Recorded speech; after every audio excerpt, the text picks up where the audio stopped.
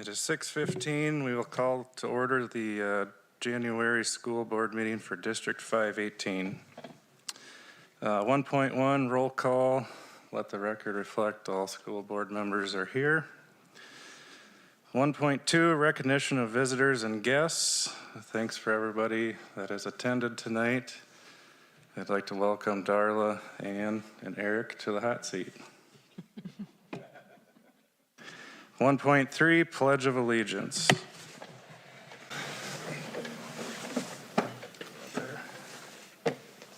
I believe in the flag of the United States of America and to the republic for which it stands, one nation, under God, indivisible, with liberty and justice for all.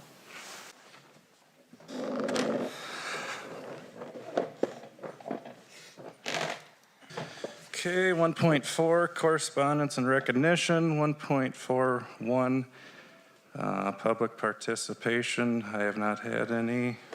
Is there any from the crowd? No. 1.4.2 recognition of students, staff, and community. I believe we don't have any this evening. That leads to 1.4.3 presentation on the district fiscal model by Mike Hoheisel from Baird.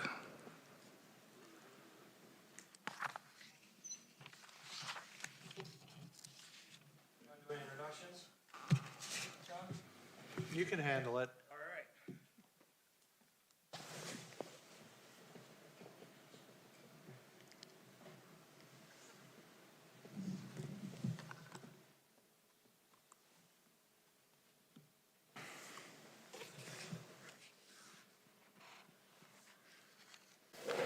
Good evening, members of the board, district administration, Mr. Chair. My name is Mike Hoheisel.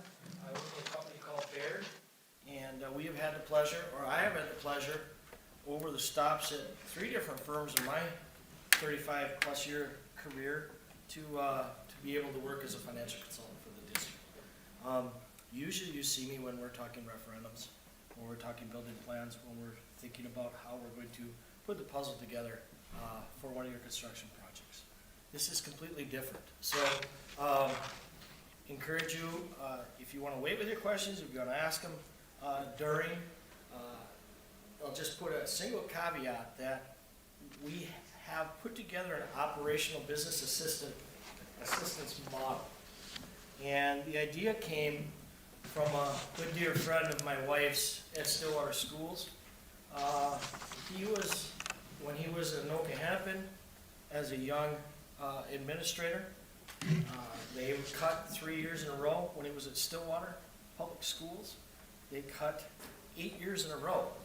And he had a person in the community that was known as a real brilliant person and was probably the most negative public education person you could run across. So Dr. Ryan Lager met with him and said, you know, I'm listening, I'm hearing what you're saying, and I got an idea. That idea has morphed to this model. But the idea was that, hey, when we're looking at educational budgets, when we're looking at whatever, he had a group of students that he had that he was teaching his finance class, I believe at St. Mary's. And the St. Mary's group, he had them do a study of a peer group analysis, and they were to tell them where they would make, or how they would go about doing budget adjustments. Where would they put money, where would they take money away, where would they adjust? And he had been talking to me for years while he was assistant at Stillwater. Went to Belle Plaine, and I said, I can automate that. You're gonna see this presentation in a 30,000-foot look.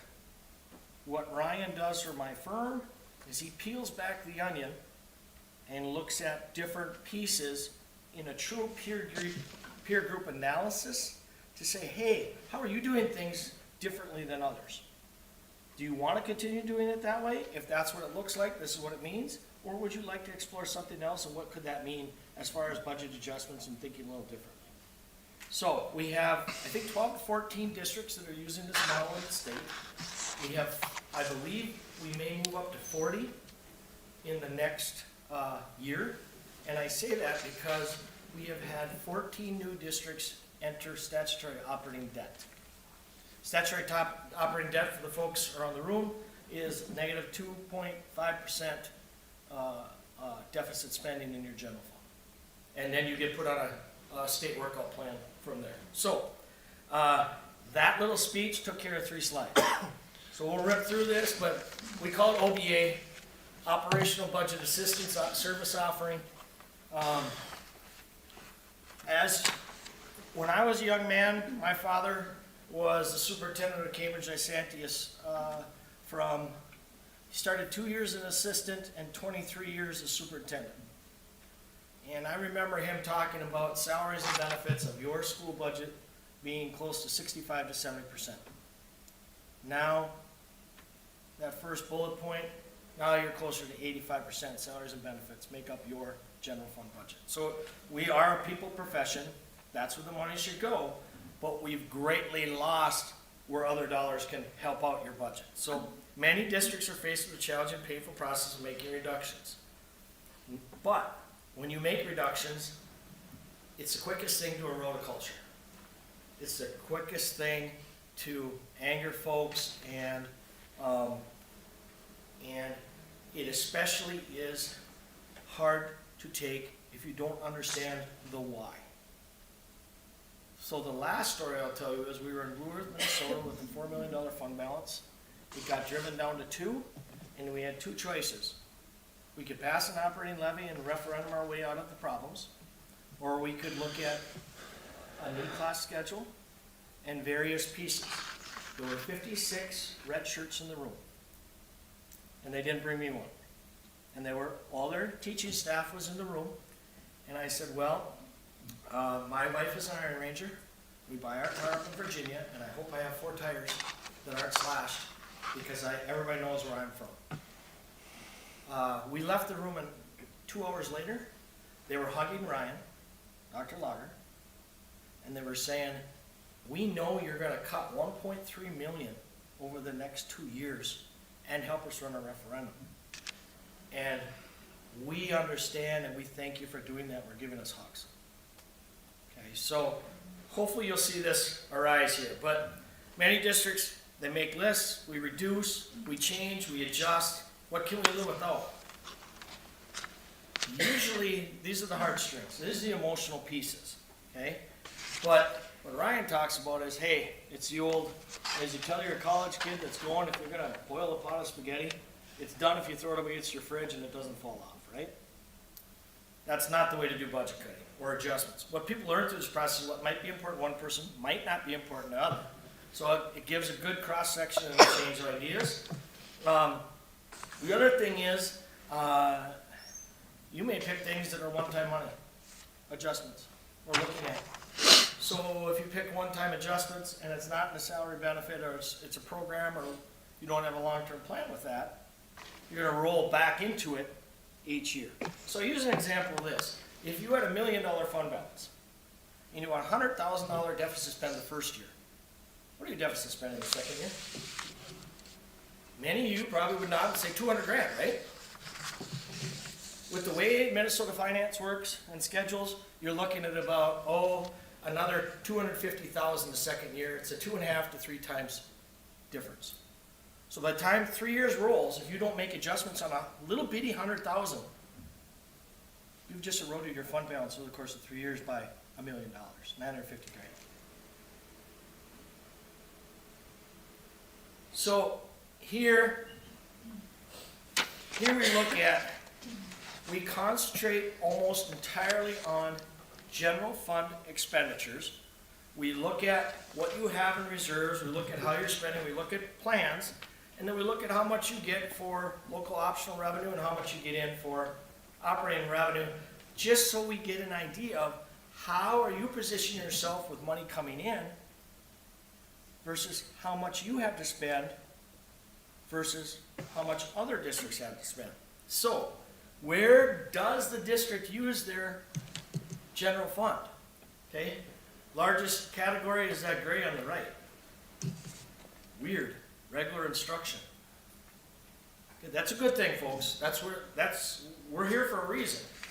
So if you take the gray and round all the way to the right with pupil services, instructional support, special ed, career and technical, all those instructional pieces, that's about 3/4 of your budget is going to those components. You'll see district level administration, school level administration up there, and then capital expenditures. That changes year by year depending on what is rolling through on your facility plans. That usually go ebbs and flows a little bit lower, but we hit a little higher expenditure year for the district in '23. By the way, we just got state data in for fiscal '24 this last week. So we'll be reprogramming everything for fiscal year '24 because everything was due by December 31st. With that, we look at a potential peer group analysis. So the idea is we can do a peer group and say, okay, on this particular peer group, if you look at all grade enrollment, everybody's in that lower 4,300 to 3,900 across the board. If you look at percentage of eligible free and reduced, your good comps are UNL Lee. Okay? Everybody else is about half in that category. You look at English learner count. Well, we know out here that's going to be, you're not going to comp with anybody in your equal size. Special ed services. Oddly enough, you're the lowest. Students experiencing homelessness. Okay, once again, high EL population, possibly also homeless. And then, of course, non-white enrollment, different things, public school open enrolled in students, public school open enrolled out. We want to know if you're a gainer or loser to your biggest competitors. Your biggest competitors are public schools. So that number right there doesn't include charter school and homeschool. Okay, so you're 134 positive. Albert Lee and Alexandria are negative. Northfield and Prague, Sauk Rapids are very high positives, and then Sartell St. Stephen is a loss. So then we look at that quick revenue look, and if you look at 518, very top, you've got an operating levy dollar of $500. So between LOR, local optional revenue, and the operating levy, you're getting in about 5.5 for your 5.5 million, and your rank is a 4. All this is telling me is that if we get to Sauk Rapids, Rice, and Sartell rank 1 and 3, that they get less money than a Worthington. So the highest amount is going to be 659, which is going to be Northfield. Okay, what is Northfield? College Town, right? So based on just looking at size districts, and what we've been doing is we've been doing two analysis. One, we do a peer group who you do your test scores against and other things that you use, and then we look at some of this information. So you'll notice that we concentrate on these 7 pieces of the general fund. So there's actually 11 components, but why we only do these 7 is we don't have special education in here, we don't have career tech, we don't have capital expenditure, and I'm forgetting, we'll hit the next one. The reason we do that is there's a lot of transfer in and out.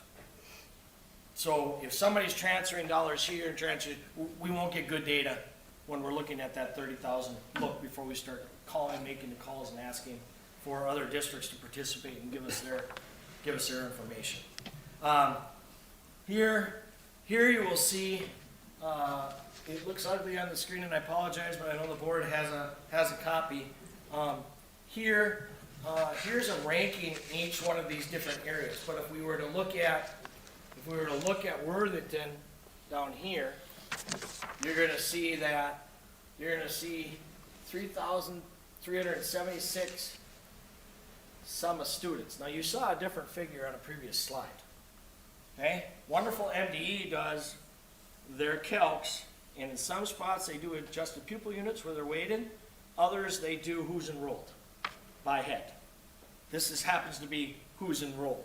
So with that, you'll see regular instruction, pupil support, and instructional support are all red. Okay? In the heat map. You will get district level administration and, well, I should say school level administration and transportation, you're getting 1s.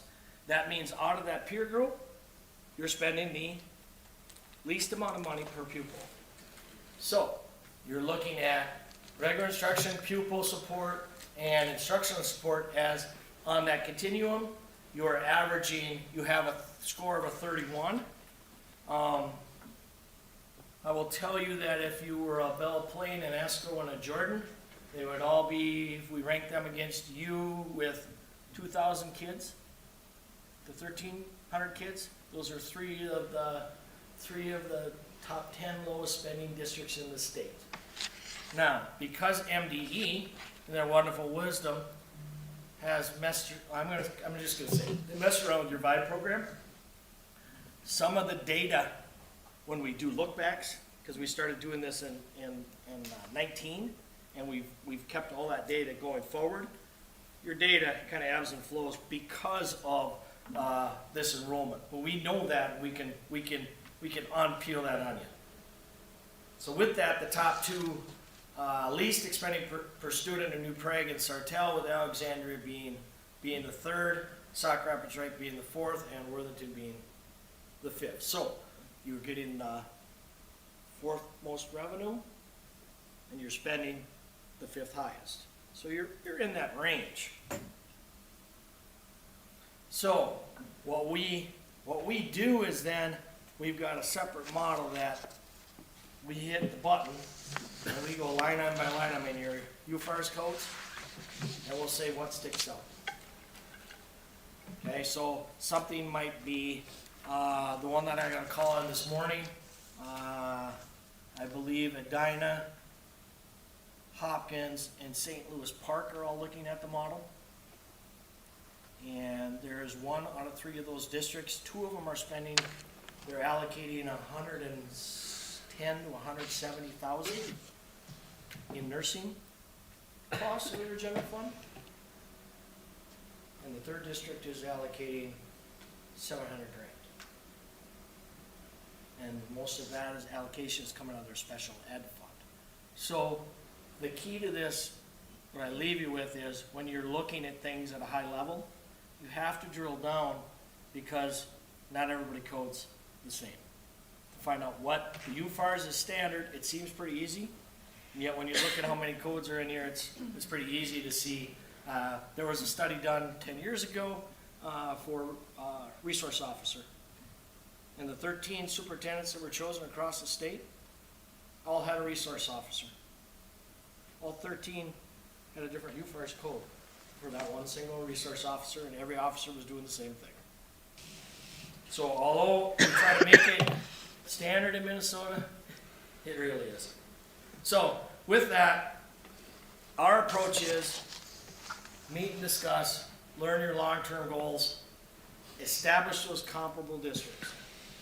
Here's your peer group analysis, here's your Power 6, meaning we take the 3 districts larger than you in population and the 3 districts less than you. We combine that all up, we provide the OBA model, examine expenditures, rank them side by side, and then start to examine comparable district costs, what's out of line, what's in line, what are we seeing, and for that initial approach, it's $10,500. We then, many of our districts use something like this. It's a little different format than our other model. And so when they get their organizational meeting, like Jordan has called twice now and said, is the data ready? Is the data ready? In our organizational meetings next Saturday. Or they go in a work session for 6 hours on a Saturday. And they review that and say, okay, if we change, if we want to move an assistant principal to a dean, or if we want to do this to that, how's it going to affect our numbers here? Where are we at? How's it going to do? And all of a sudden they start using that as a model to keep, hey, how does that fit in the big picture? If we do decide to do that, if we do decide with a contract negotiation, if we do decide to add that program, how does it fit? And why would we want to do that? Oh, okay, yeah, we want to put more dollars in that category. Then let's do it. But then everybody's aware of where everybody's seeing that goal. And then the annual fee, we call it a magazine subscription. Most of those 14 districts that I talk about they get the model. It's on their own special folder, and then they can play with the model how they see fit, and then we help them if they have questions or want us to investigate anything. And then with that, I put the names of my 3 colleagues in-house in Baird, and Dr. Ryan Lager, who's allowed by the Belle Plaine School District to consult with us to provide the, like I said, peeling back the onion and walking through. I don't know.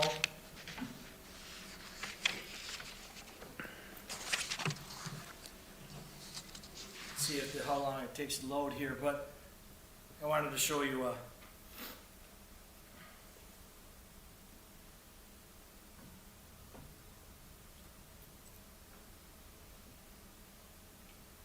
so remember when I said a little bit up and down on pupils? Your ADMs are across that black. Okay, so you had a high of 3,900 again. We're back to 3,600. Last year in 22-23, down a little bit. But I wanted to show you, because of those pupil units, if you concentrate on this statewide rank, I don't want statewide rank. I'm going to go rural rank. You're 86th lowest spender in the state in 2018 fiscal year, which means fall 17, spring 18. You're 86, 89, 42. Yeah, that's that anomaly here. Now you got to count the kids. Okay? Now 147. Well, they took them away. Okay? 108. So that just gives you an idea. And the last piece I wanted to show you is if we ranked, you'll see how much you're spending, you'll see high, and if we were suggesting an adjustment, so if we said instructional support, okay, you got the highest rank at a 7. If we came in here and said, hopefully I can do this with the keyboard. If we were to look at 200,000, you stay at 7. Okay, if you were looking at $1.2 million difference, you move to a 4. Okay, you just, by that simple thing, you see that it all of a sudden, hey, there's our adjustment over there, it clouds it over here, now you're at 28, now you're in the lowest, you're in the 3, you're 4. Okay, that's the start. And then what we do is we write up every one of these sections of district level. And then the last piece, comparable data. This is where I wanted to show you. We've got your test scores. I want specific district. There's your career tech, special education, student activities, and capital expenditures. Those 4 green ones are the other general fund ones that we don't put that are in the Minnesota report card. Okay, so anybody can come look on this online. We just have it available to one touch. Okay, we put any district in the state immediately in here, just by coming in here and changing a district number. So if we looked at a little district that's running a referendum here, just to the north of you, we'd go Minneota, and we'd get 552 all-grade enrollment. Okay, we'd never comp them with you, unless you wanted to see test score results. Okay. Once again, we never comp because you have such a divergent demographics. Might be good to know, but beyond that, not a good comp. So you kind of get to see the model there too.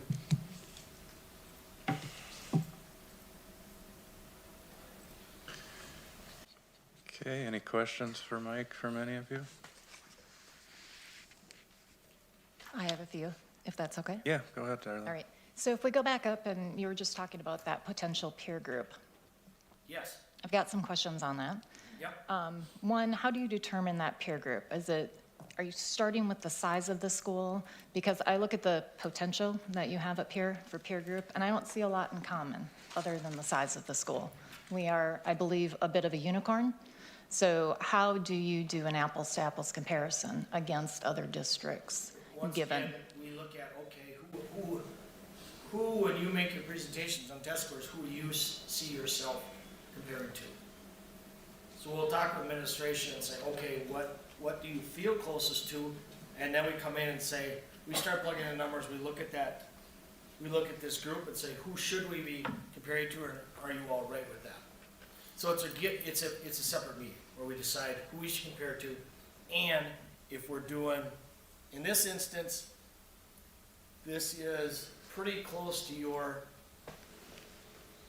3 districts and pupil units above and 3 districts pupil units below. So we'd start there based on total enrollment, then we'd go see if we can find better comps. Okay, so In you're, your case, we're gonna need to do both. you're We're gonna, gonna need 2 separate OBA models to get, to peel back that onion. okay, so you started with enrollment, and then you went from there. Who And the does, reason being, we want people that are making decisions, and we probably wouldn't choose a 2 high school district versus your single high school district. no, We that's, probably wouldn't choose somebody that has 5 elementaries versus your couple elementaries. that's fair. What I'm asking is if you're going to go out and find 6 districts that are comparable to us as far as English learner students. Correct, it's gonna be a challenge, absolutely. And if we're making budget decisions and decisions on who's interacting with those students, I just think that that's maybe a more important factor than the size of the school. And that will be kind of how we compartmentalize and say, okay, when we look at the service offering here, here's how they're set up versus you. Okay, Or maybe that's not the whole, we can't just put a number in and say this is a great model and go. fair enough. That's the beauty of this model is we can use it to get a start, and then we're gonna have to go and say, okay, looking through our data, who is higher than 55% for eligible free and reduced, or higher than 30% for EL? Because this suite, from a comparison perspective, the closest there for English learner is a third of what we have, and homelessness as well. So not super close. No, I think Wyndham, John? Was there, it was close. But that'll all, like I said, Enrollment we'll would- work through that. Enrollment would be an issue, and again, you can, based on this model, how I understand it works, you could do a couple different comparisons so that you can, and to answer your question, we can judge then based on our student population. And in that, like, for instance, Thief River Falls, same square footage per building as Jordan, Belle Plaine, and, I think they were a little bit smaller in TCU, Southwest Metro. Okay, most of those districts are running 9 to 14 custodians. Thief River Falls, they had 27 positions, of which 24 were filled. So our recommendation for adjustment was, so it came to a few components that they could work together with students during the school day. Maybe garbage is only every other day. But it really came down to, we recommended an adjustment for an increase in pay for custodians. You're having trouble keeping and retaining, because you're in complete competition with DigiKey and Articad. So if you want to retain and get these people, you need to retain at the 12 to 14 mark. You need to raise that, and then you won't have all these open positions all the time. So there's a give and take here. That's what came out of peeling that onion back. I have a couple more on the data points. You said that you're using 7 of the categorical Yep. focus out of the general fund. And you said that there are other data points that are available, and does that include test scores, I think you mentioned? Is that in the model as well? Yes, that was in that Excel model that I had up. Okay, so the breadth of it goes beyond these 7 pieces. Yeah, like, we used this in Gibbon Fairfax Winthrop, when they decided to get down to a single site, and are building it right now, 2 years later. And the school board said, wait a minute, we'll come back to that. We had their peer group up, and I said, you know, you're hearing how bad your school district is. You're hearing this, you're hearing that. But look at your test scores compared to your neighbors. And I flipped over and said, look at your test scores to your peer group. We're really not that bad, are we, Michael? Nope. You're doing just fine. And they said, we need to communicate that with folks. Now, when you have the challenges that you have here in Worthington, are your test scores going to show a percentage that people are going to frown upon and can't understand? Meaning, if we go around the state and I plug different districts in quickly, you're going to see most everybody 48 to 69%. And you're all going to go, those are pretty low. Nobody's at 100. So you need to take that in mind when you're doing these different standardized tests and comparisons, and who's taking them. But all that, like I said, all that kind of comes out. Okay. And then you also mentioned peeling back the onion, so I presume there's secondary and tertiary levels here of what we can dig into from the Oh. data points? Yes, we'll get, Okay. we ask for, when we establish the peer group, or the districts that we are, we may even have some of the data already on hand, but we'll get every contract. We'll ask questions like, how are you staffed in each one of your schools? And we'll see where are you coding your IT expenditures, what are you doing here? We'll see in the model where that sticks out. So some of that is cleanup behind the scenes as well. If we're going to be giving you advice and say, here's our recommendation for a possible adjustment or solution, we want to make sure that we're giving you a good advice. Okay. So like a Blue Earth School District had 2 full-time persons that, in the custodial, that all they did on a given day were fix things. And we said, you need to get down to one of those people. You need to reinvest your LTFM at your high school, your newest building. You need to do a project here, and you need to hire kids summer help to cover that gap.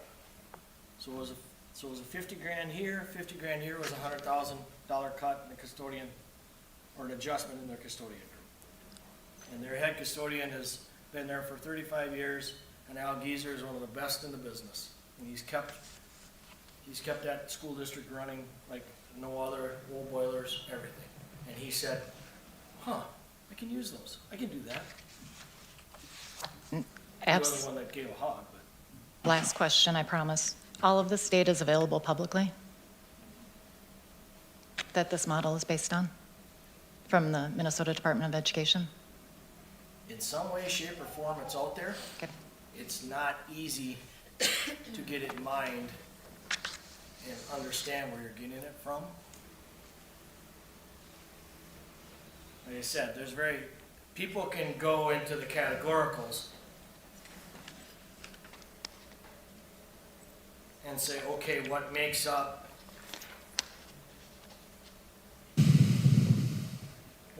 district level admin versus school admin? And how are you coding? Okay. We have the model, the next model behind this, which would bog me down in here. We have a drop-down button where I can see all 170 codes under district level administration. And then we can compare that to your peer group. So it's there, it's just not easy to get to. Okay, any other questions? Mike, just quick, how does a training work? The ongoing fees every year, is there training to our admin team, to the school board? And then so we can fully utilize all the different peels of the onion, so to speak? How does a training piece work? It's been different in every district. Usually we spend more time with the superintendent and the finance committee. And then they ask the questions and how will this help and how can we set it up? And then, like I said, it's on that joint drive that the school district has access to with a code from Baird. Okay. And then, for instance, Dawson Boyd has just started this model in, I think they signed on December 5th, 10th, something like that. And I know they've had 3 finance committee meetings already and walked through everything yesterday morning. And so then we'll, based on how they want to use that, we'll write up or answer any questions. And then, Houston Public Schools, very, very much a headliner in online services, much like yourself. We built them a special model, a side model. I said, hey, how could we maximize the amount of kids on some specialty subjects and yet keep most of the dollars at the district that you're getting the student from? And so we wrote a program that said, hey, if you need this many to pay this teacher, and then we wrote that up for them. So we had an offshoot of this and we just included it in this model. So if there's something that comes up and we can And- program it for you that'll be additional help for your district, we'll do that too. Okay, and that's included in the annual fee, whatever that is, okay. So along those lines, you've mentioned giving advice and recommendations. I understand that the subscription to the model or to the data is $10,500, but what is the fee structure like for you to analyze it and give us recommendations if that's something we're looking for? That's all in that 10,500. Okay. We wanted to make it as transparent as possible. You have a model that you can see the result of your decisions as you make them, or as contemplating what that would do. And so once we get it set up and we see the points and have our comp group, we can do our thing. And then, for instance, just down the road, Fairmont. And I say down the road pretty flippantly because I travel 30 to 40,000 miles a year with Baird. So down the road does seem like Fairmont to me, but they have a wonderful fund balance, but they see many pressures hitting them based on where enrollments go, the what-if scenarios, and so they're using it. And then they have started using this at the board level to say, yep, this is what, we're still there. And they also use it as a thing to tell the community that, hey, we're pretty good stewards of your money, look what we do. Mr. Chairman, a question on that. What is the community available platform, or how does that look? Is there do you develop a platform that the community can access this, or this is only for us to access and then decide how to disseminate? Probably the latter, in that you would have the file folder and you could have it up for the public. And we usually have the people that we work with, they'll say, hey, can we have this where we can grab it off the website? We'll say, hey, we'll PDF that to you so that it can be shown however you want it to show. And if there's a special printout or something that somebody wants, we just customize that real quick. Okay, anyone else? Okay, thanks, Mike, for your presentation and time for coming tonight. Thank you so much for having me. Have a good rest of your meeting and a good kickoff to the second half of the school year. Okay, moving forward, 1.4.4, presentation on AI by Amy Ernst.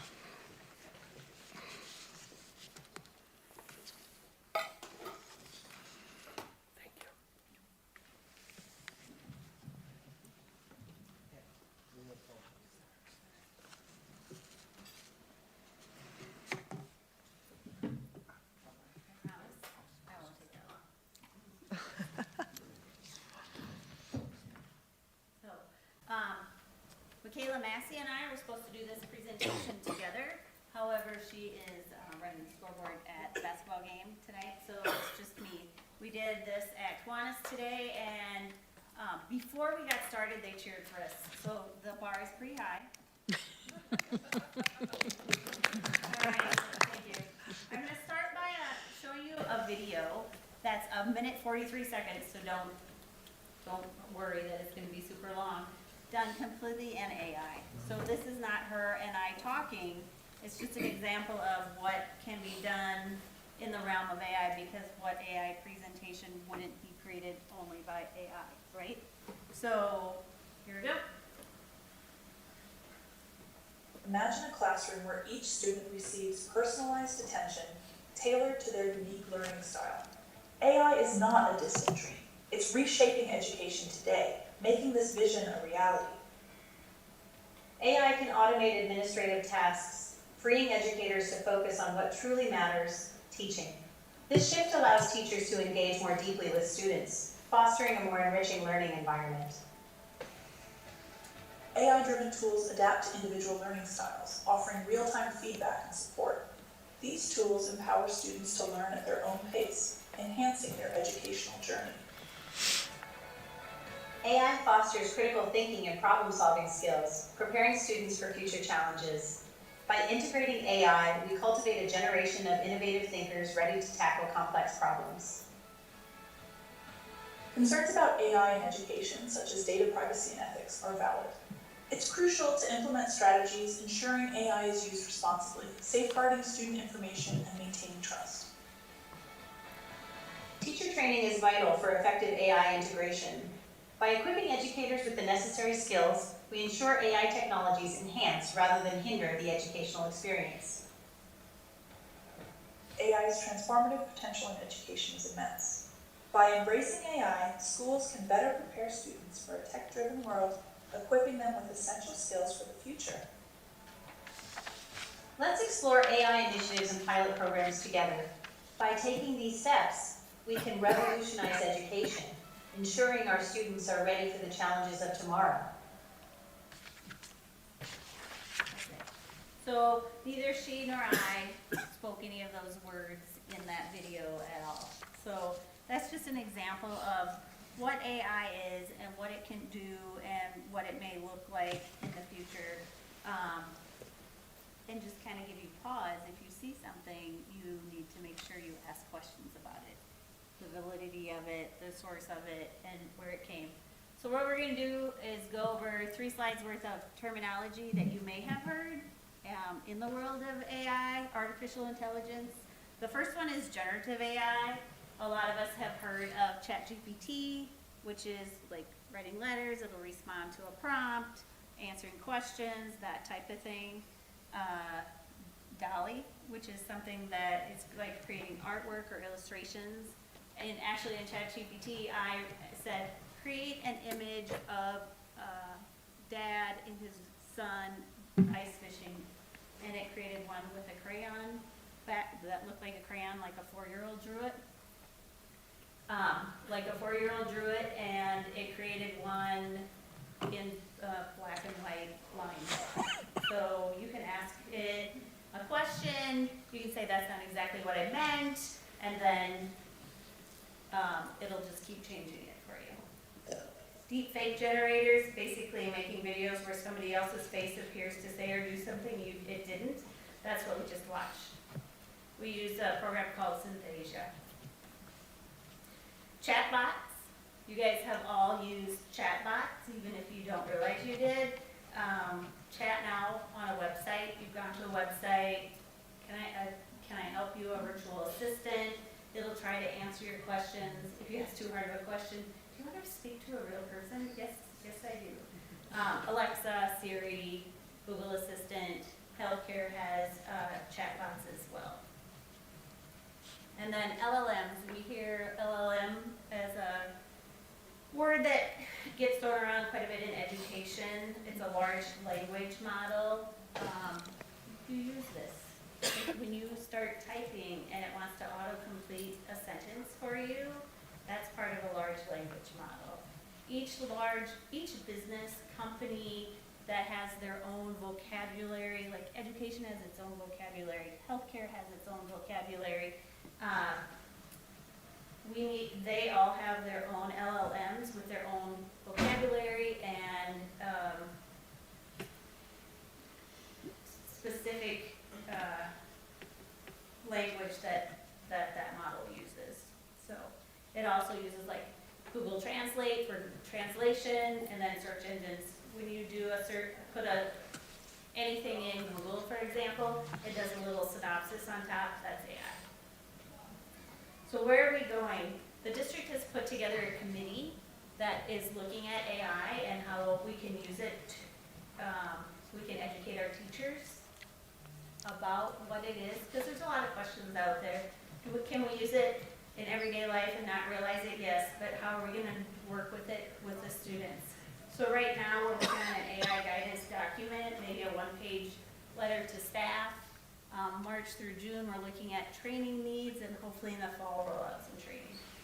So that's where we are with AI. Any questions?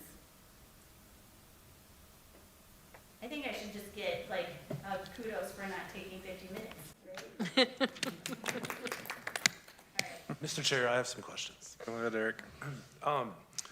What research or kind of knowledge base do you have about how our FERPA and having minors using these AI tools impacts our district, and what's our liability in that? Have you done any research into that?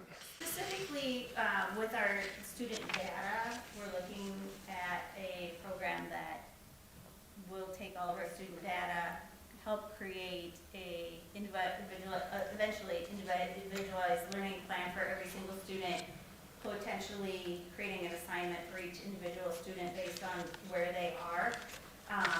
We have a meeting on Friday with a company that addresses those FERPA, all the COPA laws, and we need to have that conversation to make sure anything that we use does meet those guidelines.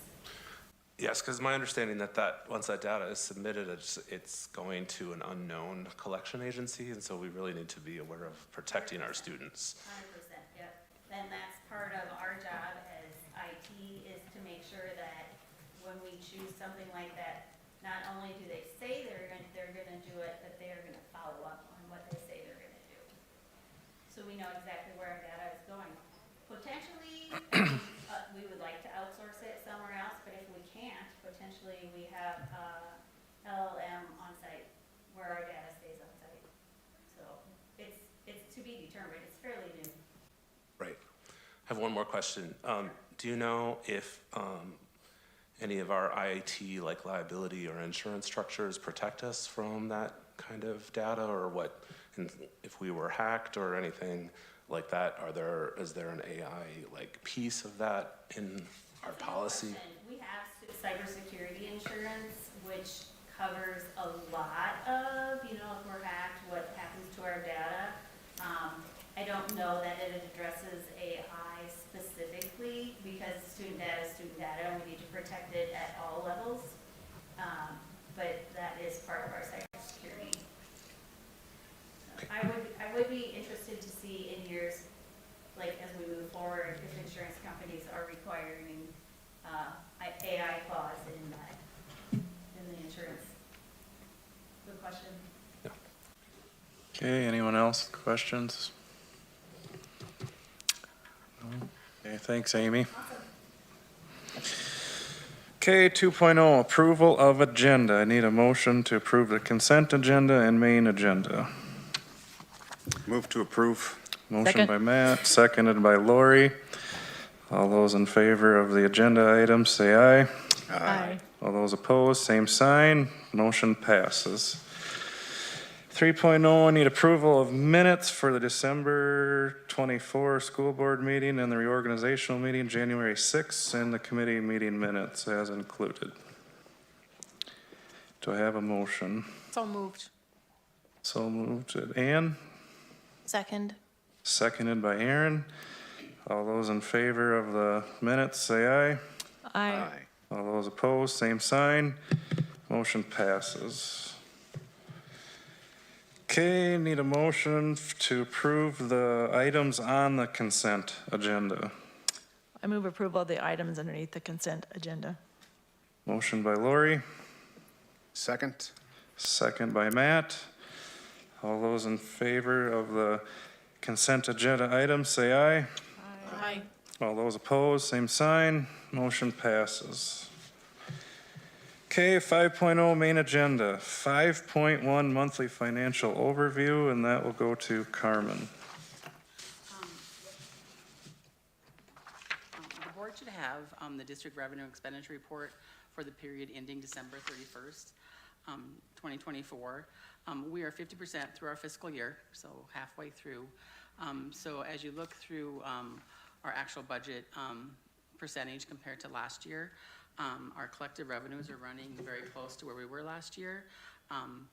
At this time, it's 46.21 currently compared to 45.3% last year at the same time.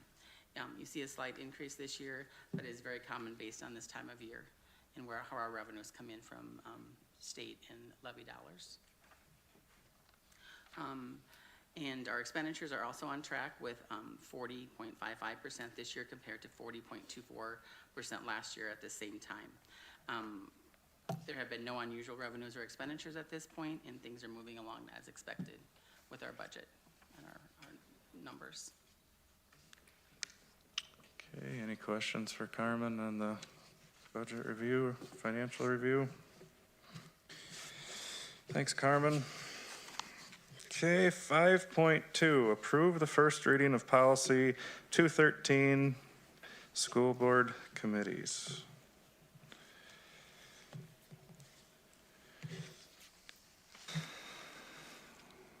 John? So the policy 213 was presented to the committee, and there was recommendation for approval on that. I did get an email from Erin in regarding a couple items that she wanted me to look at. I did not update any of that she brought up for tonight's meeting, just because it was this morning and not a good thing to update it that close to the board meeting. Those are probably things the committee will have to talk about as far as potential updates. Again, I'll remind you, this was typed up, done, and the school attorney did review it at this point. Doesn't mean it can't be adjusted, but I just want to be careful how we adjust if we do anything. So I would recommend you approve this one, and if we need any adjustments before the second reading, that would be a good approach. And the second reading will be next month, right? Correct. Move to approve first reading of policy 213, school board committees. Motion by Matt to approve policy 213. Do I have a second? I'll second the motion. Seconded by Lori. All those in favor of the first reading approval of policy 213, say aye. Is there discussion? Oh, discussion, yes. Go ahead, Erin. I just think that it's valuable for the board to have a discussion about, how much guidance we want to put in a district policy regarding what should be open, what types of meetings should be open versus what we should leave ambiguous and up to the discretion of the administration or to the board when something comes up. I understand that the superintendent or district administration have authority to establish ad hoc or temporary committees. And it's not clear to me in this policy whether in that situation a meeting must be open. I think that there would be the possibility that this policy would leave room for a temporary or ad hoc committee to be established, for it to be determined that they're going to have a closed meeting and the rest of the board doesn't even know about it. And so if that's something that as a board we are comfortable with, having that ambiguity, then we can move forward with this policy. But I think it's worth having a discussion as a board in terms of how clear we want this policy to be. Okay, and this was an instructional committee item, correct? Okay. Is there any more discussion from the board on this, on the policy? Otherwise, it's going to go back to instructional committee, and the three of you that are on there can discuss the changes that Aaron has brought to us. You're on that, right, Aaron? Instructional? I'm on operations. You're on operations, okay.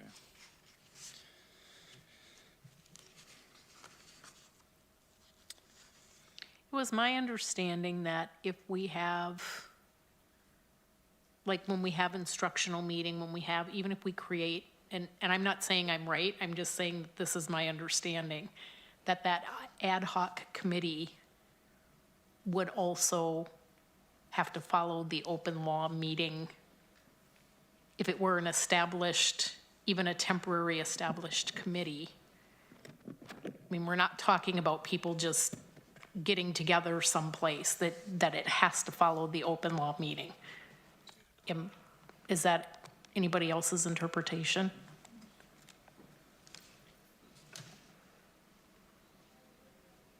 I think that's the spirit of open meeting law, but that's not what is clearly written in this policy.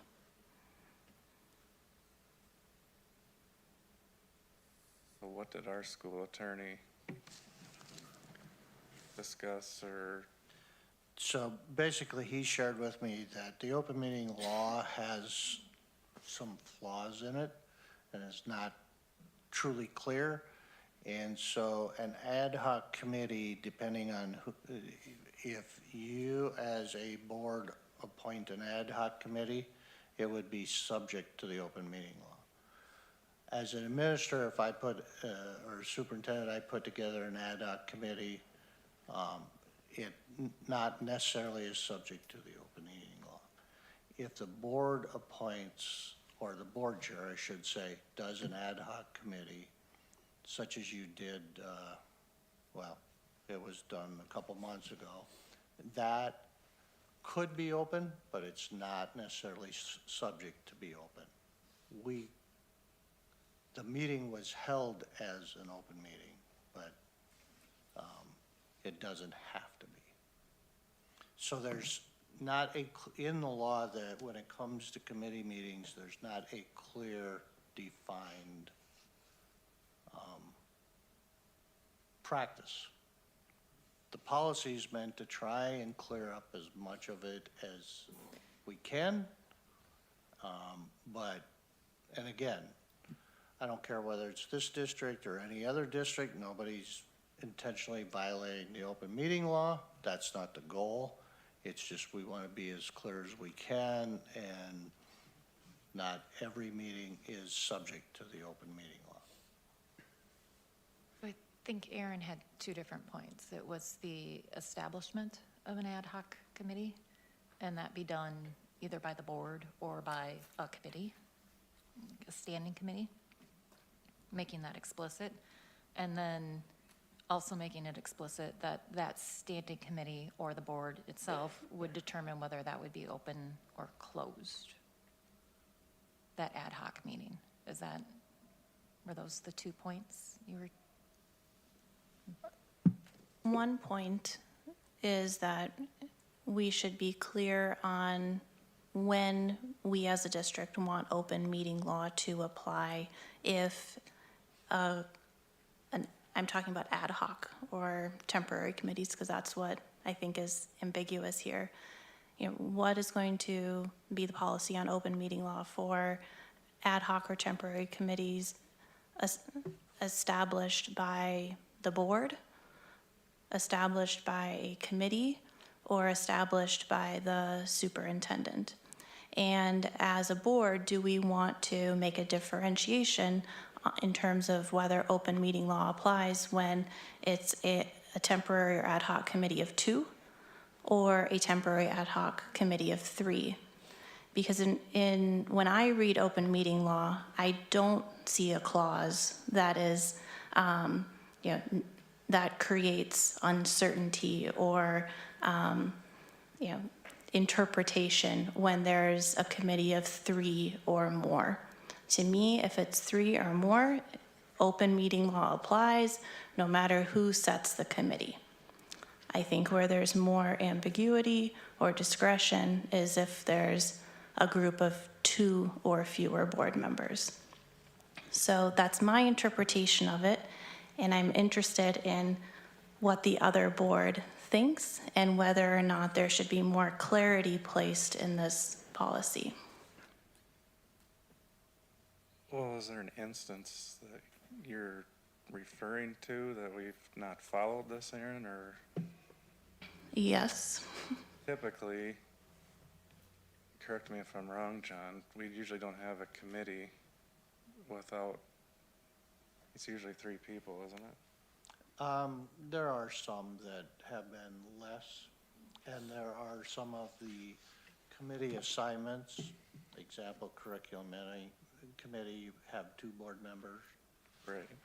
So there are committees that do exist that you gave assignments to at the organizational meeting. And I don't disagree for the most part with Aaron on if we have 3 board members, more than likely it should be an open meeting. It's when you have less than 3. And if that's not clear in here, I need to make it. I can see making an adjustment.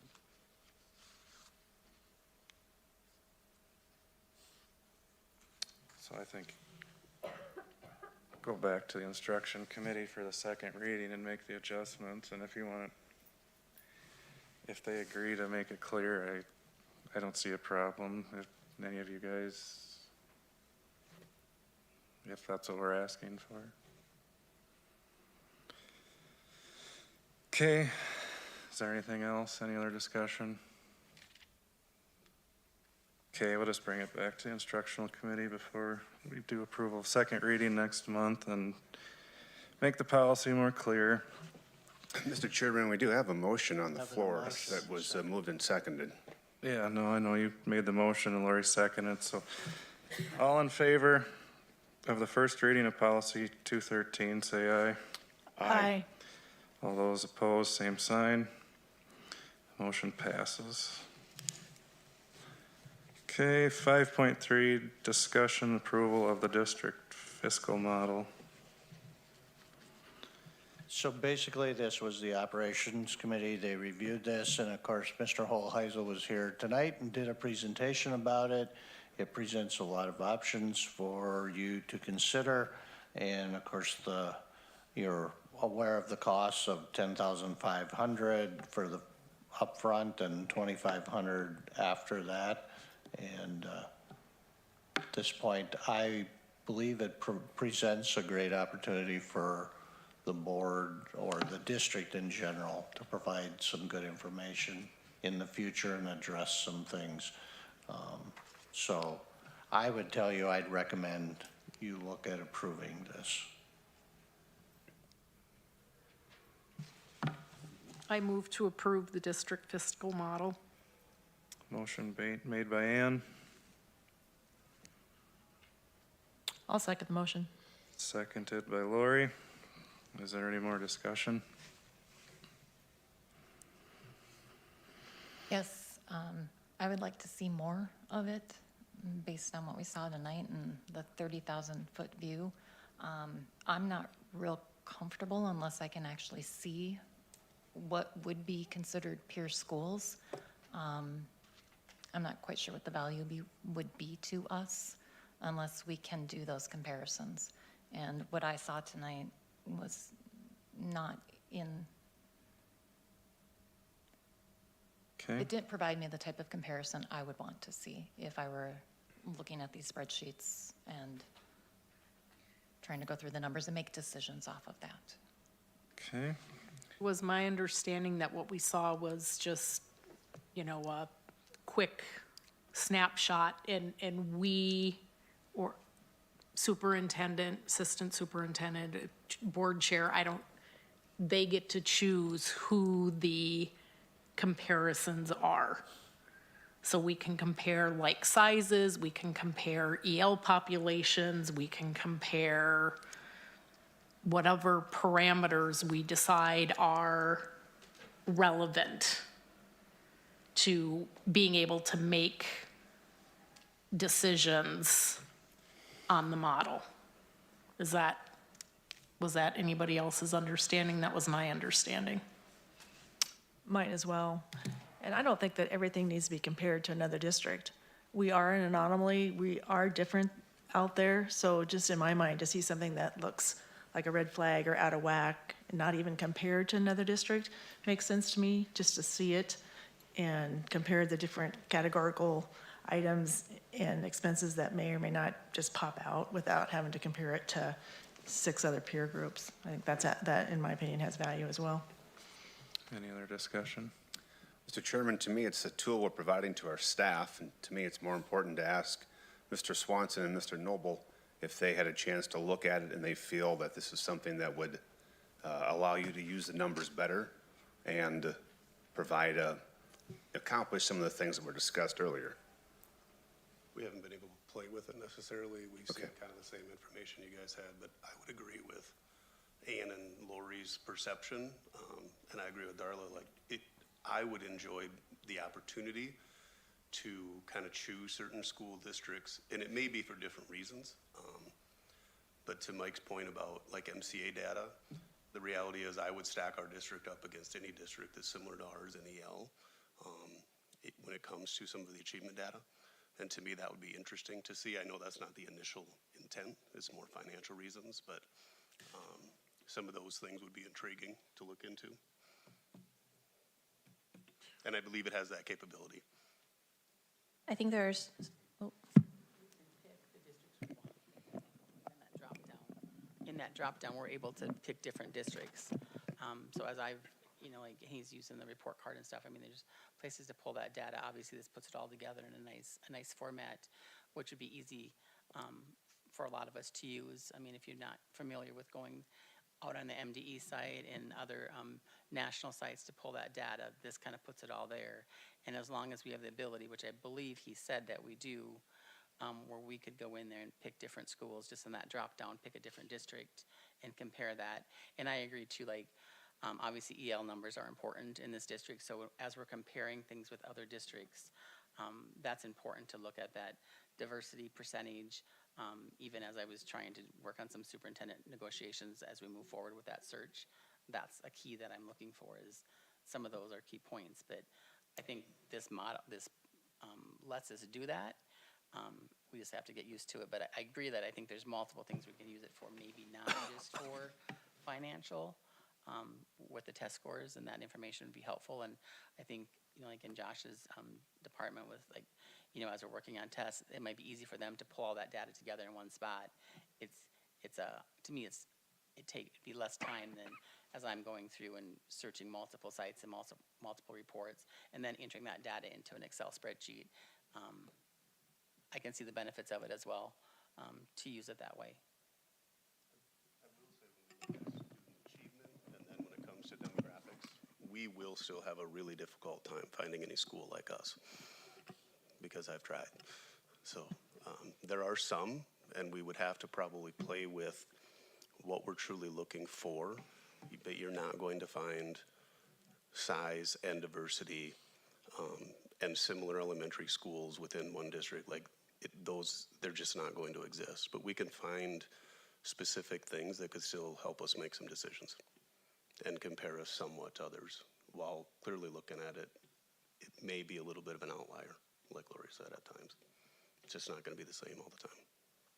I'm curious whether we could even have 2 different peer groups, one peer group that includes schools of similar sizes, where we analyze a lot of infrastructure or financial categories or metrics, and then a different peer group that has schools of similar student demographics to us, where we evaluate more of the instructional or academic sides of things. And I think from the board member perspective, it would be pretty good information. I mean, there's 5 of us that have only been here for 2 years or less, and we got a lot of decisions. I think I would have found this beneficial when I got on, so I find it beneficial. So there's a motion and a second. All those in favor of the district fiscal model, say aye. Aye. All those opposed, same sign. Motion passes. Okay, 5.4, approve the graduation requirement changes and approve addendum to policy 613, graduation requirements. And Josh? So this was presented to the instructional committee. There's two main changes in terms of grad requirement that Mr. Hastings presented. One is in the Phi-Ed area. We're not actually changing the number of credits that students would need in Phi-Ed. We're trying to make it a little more flexible. Currently, there's a prereq course that all students have to take before they can take any other Phi-Ed. It really ties the hands of counselors when they're trying to schedule. So they're trying to make that class not a required course on the front end. So you still need the same number of credits, but they do not have to take Intro to Phi-Ed in order to get into some of the other classes. So the total number of credits don't change. It's really just flexibility in how the students can access those classes. The other one is actually a state requirement in personal finance. So that will increase the number of required credits. It will not increase the total number of credits to graduate. It'll actually decrease one of the electives and increase personal finance. Okay, do I have a motion to approve the graduation requirements? So moved. Motion by Eric, Second. second by Ann. Is there any more discussion?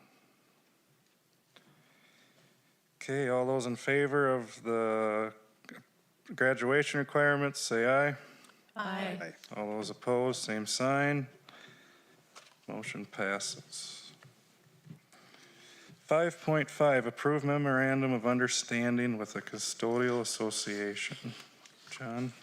So this MOU is related to the custodial group, and it's to have consistency with the secretarial 12-month as well as 9, 10, and 11-month employees and the number of holidays. So it sets it at 5. It's consistent with what's in the secretarial group, and it just needs to happen. So I would recommend approval of the MOU.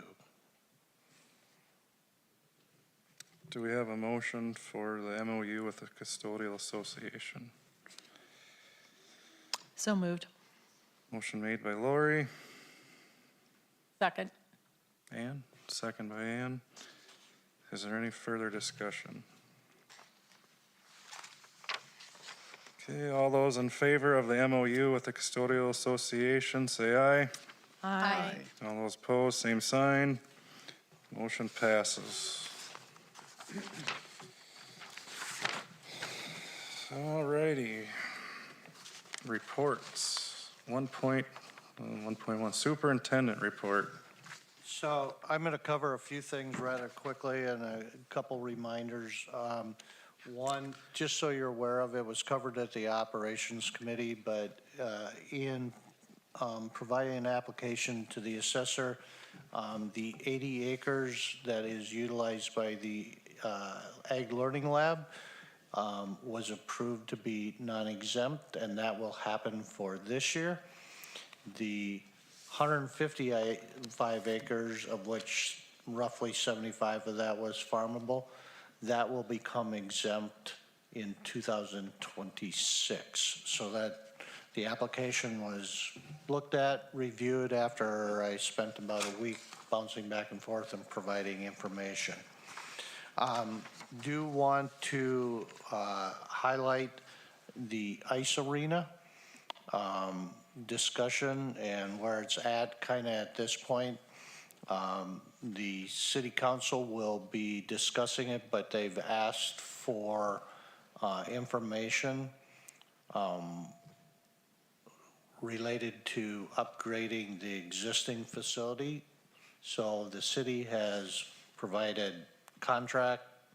They've gone out. They've got somebody that's going to evaluate that, and sometime in April, May, they'll get the potential costs for refurbishing the existing ice arena. In my view, we kind of at least had those preliminary information, which was extremely high. And I will be very blunt, in my view, refurbishing that existing ice arena makes absolutely no sense. But the city council is going to go back and do that and take a look at it, and then they'll do the comparison of, is there value in refurbishing versus building new? And, yeah, so at that point, you're going to be looking at May before the city probably makes a commitment, and then at that point, they'll start moving, hopefully make a decision one way or another. And the school district at this point, you made a motion here roughly a year ago of committing $5 million to that, but that was specifically for a new facility. And I would recommend that you hold to that. And you did have a 5-year limit. So just to keep you all informed of what was there. So that's that one. That's the quick update. I mentioned the tax exempt. One thing I just at least want to bring up, the Southwest Regional Development Commission has an open seat. If any one of you are interested in nominating yourself or somebody nominating something from this board, that needs to be considered, and it has to go in by January 31st. So if one of you would like to not get put on that regional commission, we'll send your name in. All you gotta do is let me know. And I do want to mention, because not everybody totally understands the restructure of the district office, and we did provide the information to the school board, but I'm going to just do a really quick overview. With the restructure of the district office, there's the superintendent, assistant superintendent, HR director, and we have basically eliminated the director of instruction and the director of operations. And we have, as of tonight, approved an HR coordinator.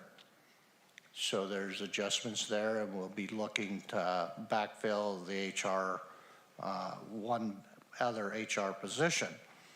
But with all those changes, I want to make sure everybody understands there's budget savings in that restructuring. The rest of the year currently, we'll be saving a little over $87,000 for the rest of this year. Next year, you will see almost an $85,000 savings by the restructuring.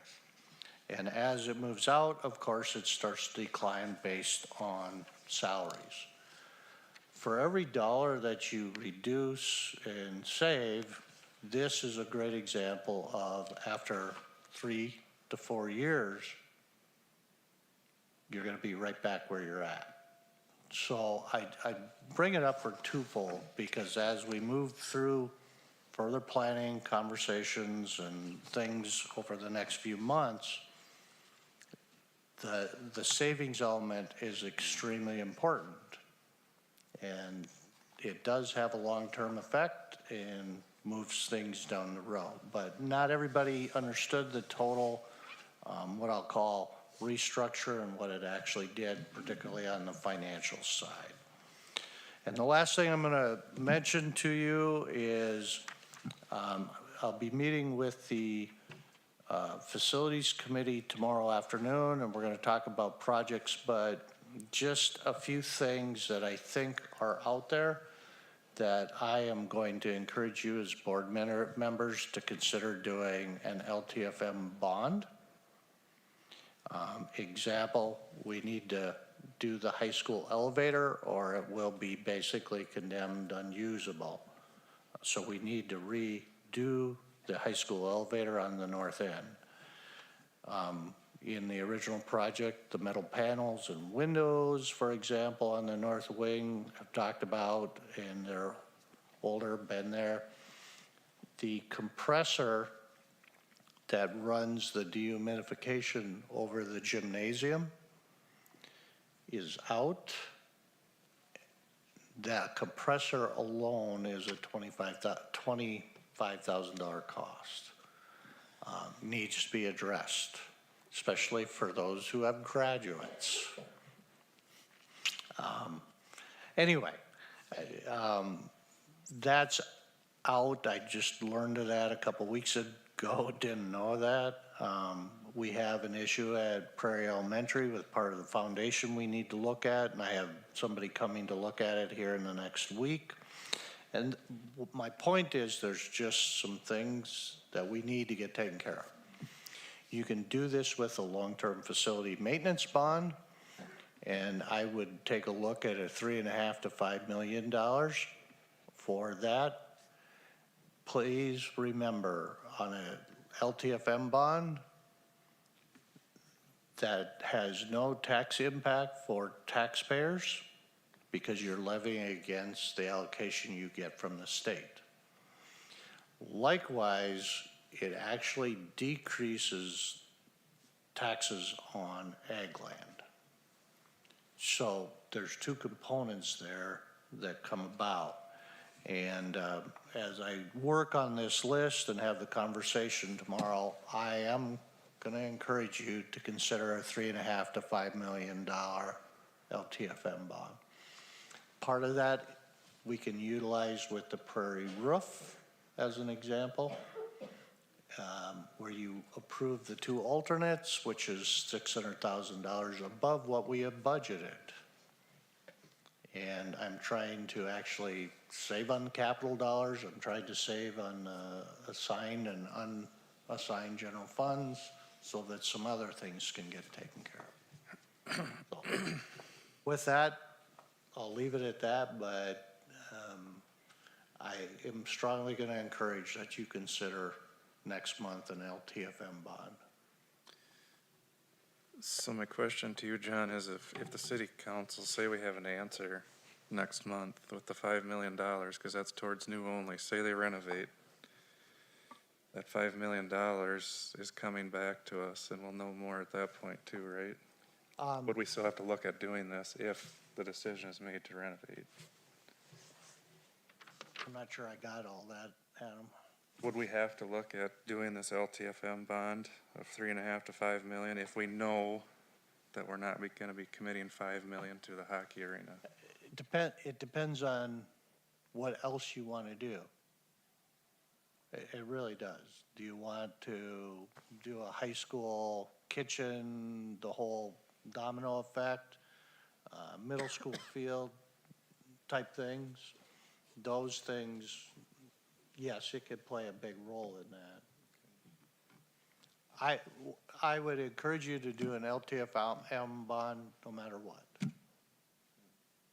even if the $5 million came back. Because we can take care of a number of things on the north wing that are identified, plus some other things. Okay, anything else, John? Good? Nope, that's it. Mr. Chairman, a couple of questions, and Mr. Landgard, back to the, do we still have just, not just you, but you as a representative on the discussions with the school or with the city regarding the arena? And we don't really have a representation from our board? They did agree. They said they would do that on that committee. I have not heard anything since I brought it up. Okay. So I haven't heard anything. I did share that with Mr. Robinson after that board meeting. All right, nothing there. Budget reductions. Let's, I'd like an update of how that process is moving forward. We're still working on it. It's in rough form right now.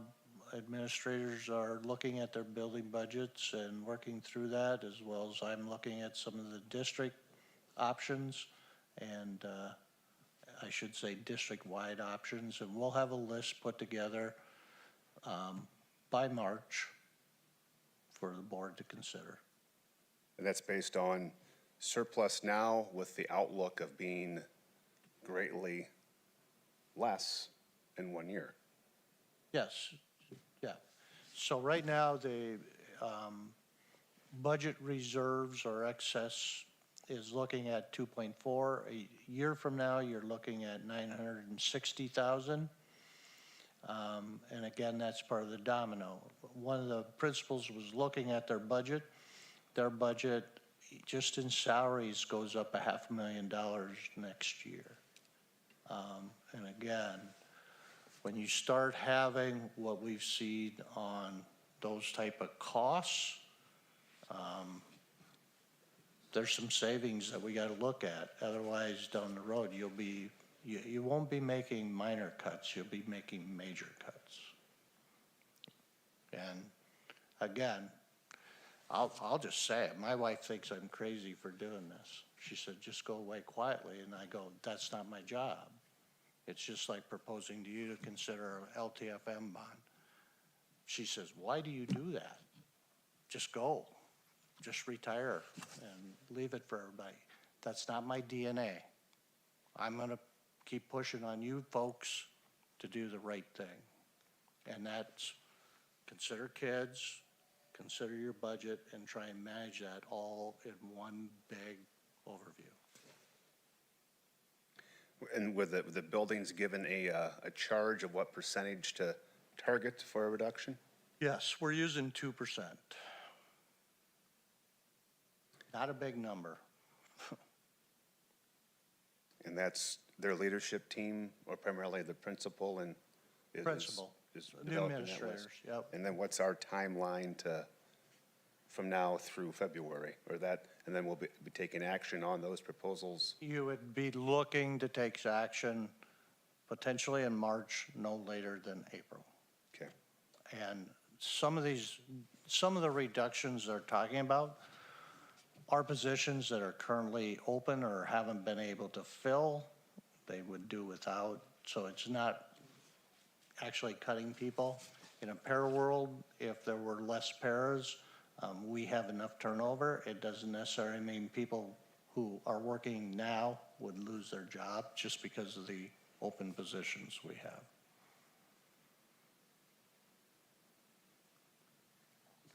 Those are examples at this point, because we don't have a formal list to bring yet. And the fiscal model that we approved tonight would help us identify some of those areas that we might want to take a closer look at. Yeah, if you look on that, we are, as a district, high in pupil support. Some of it's due to our population, which makes sense, but when you're extremely high compared to whoever you choose to compare, you got to start to balance some of that. So how fast will we all get access to that then? Again, I'm going to tell you on the fiscal model, that's not for you guys. That's for the administrative team. So we won't get to look at that model we just approved tonight. Okay, I'm going to back up, just so I'm clear.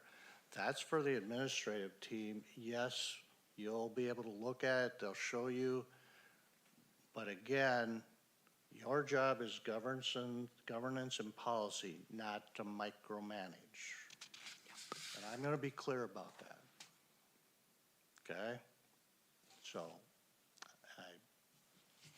I'm going to throw it right out there right now. Caveat is, as working through the governance, you will see pieces of that, you'll get to see the big picture of the model, but you'll get to see the drill down pieces that administration is looking at to make sure that you do feel that we've got the right confidence and different information, or if you have to say, hey, we'd like to see a little bit more. So, yeah, that you'll have access to be able to see that information. I'm sorry. But it's really, we need to get these folks up to speed in a hurry. So that it's an additional tool in the toolbox to say, hey, once we blanket the 2% across district-wide, now let's take a step back and say, hey, let's look at that versus what comes out of this initial outlook of the model and say, where does that balance? Were we looking at the right things? Does that make sense? It's going to be used to make recommendations to us to make informed decisions too. It really is. It'll be beneficial to us. Okay, instructional, Lori, your chair, but you were skiing. I was not there, so And Eric, would you like to comment on anything, or you want me to? I filled in for Lori. I feel like we've talked about everything, The only like thing- graduation, some initial discussion about iPad replacement, but that's a ways out, and Amy didn't have, she had very general information about cost, just to kind of give us a heads up, so that's out there, but no decisions are being made in the near future. Would you agree with that? Yes, I would agree. It was just a presentation that we, iPad, computer device replacement will be coming, and we just need to remember that that's a significant cost. And you can do it in phases, or you can do it all up front. Right. It's the cost factor. And then we kind of talked about the budget reductions, and then we had an updated action plan. So yeah, everything's pretty much covered at this point. Operations Committee. Matt, Darla. Matt is chair of it. Mr. Chairman, the only item I would share was that Mr. Landgard gave us a watershed project update on the Vote property that continues to meet challenges, but the watershed district is meeting with the DNR and the Bowser Board to try to find a plan that will work, and they still have an aggressive timeline to get it done within this next year. And that would be great to give us a chance to really shape that property in a cool thing. Okay. Thanks, Matt. Any other reports? I'd just like to take the opportunity to thank the district for allowing me to go to the MSBA training conference. I was there with Darla and Ann and Mr. Landgard, and it was a great opportunity for me to learn and all of us to learn and to have good conversation with our peers across the state about our role and just the challenges that are facing us all ahead. And so I'm very appreciative of that opportunity. Thank you. Okay. Is there any other business? Future business, I guess I would say Lisa sent us a calendar of the superintendent search that you should have all gotten. I don't believe there's anything else. Anybody else got anything? No. Meeting adjourned.